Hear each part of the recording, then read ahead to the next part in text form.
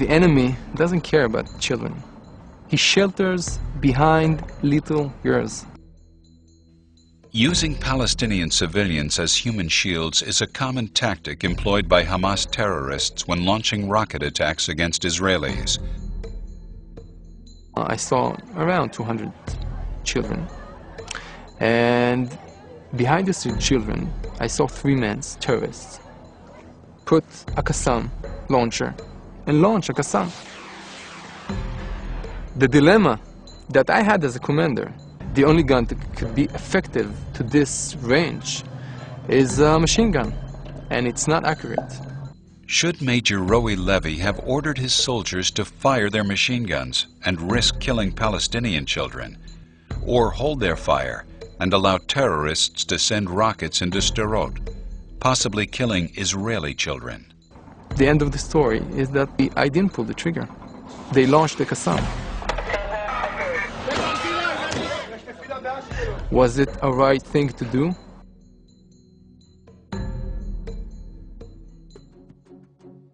These are the kinds of tough choices that Major Levy of the Golani Brigade and every other soldier in Israel's defense forces must face every day.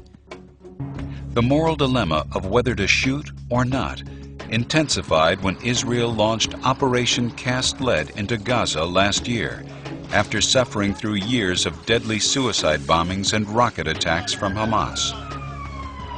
Major General Dan Harel led the operation.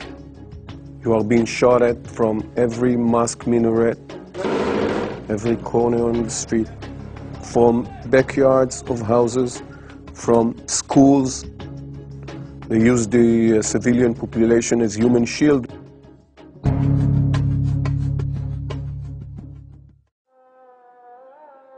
What the IDF confronted in Gaza was far removed from traditional open battlefield warfare between standing armies. Israeli soldiers now face paramilitary terrorist groups hiding among civilians in densely populated urban areas. This new kind of asymmetric warfare is not only difficult tactically, but also raises a host of complicated moral and legal issues. How do we distinguish between combatants and civilians in a scenario where the enemy specifically doesn't wear uniform or distinguishing marks on purpose? The people who give shelter to the terrorists, are they civilians or are they combatants?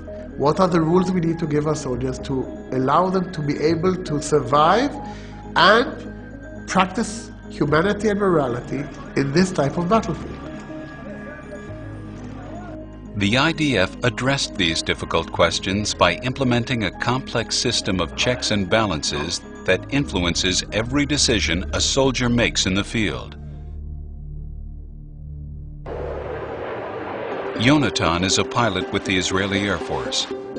Adhering to strict IDF guidelines, he was filmed in a manner that protects his identity.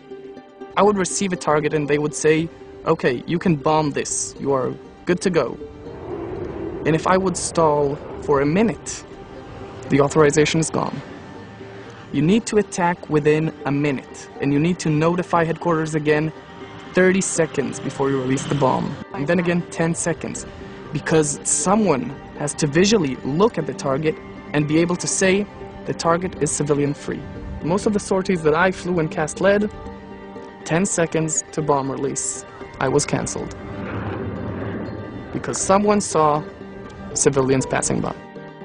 Even when their own lives are in danger, IDF pilots cannot take action without authorization.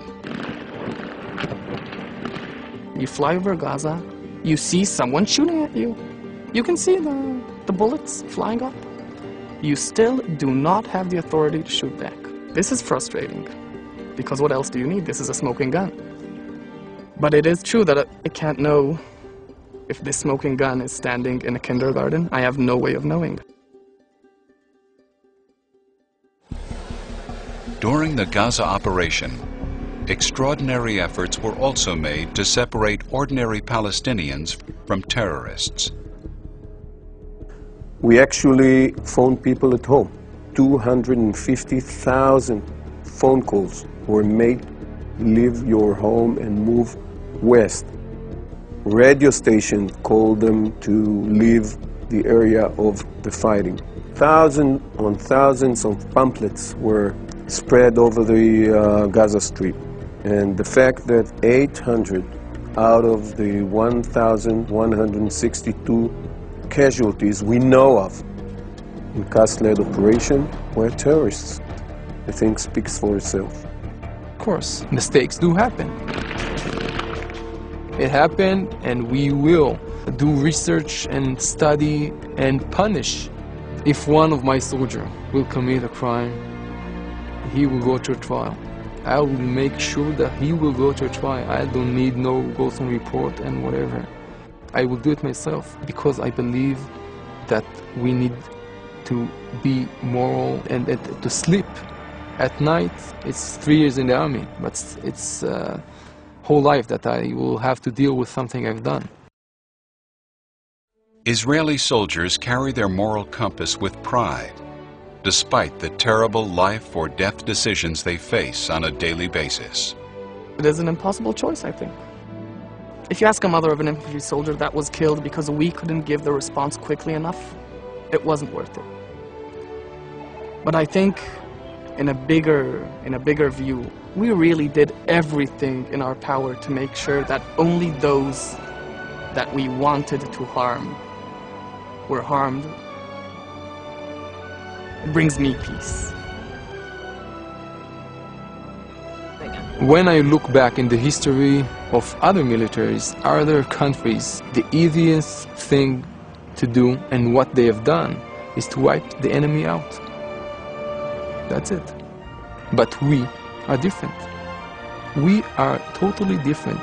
From one hand, it seems insane, but from the other hand, I'm very proud to be in an army that have this level of morality, and I'm proud of my soldiers.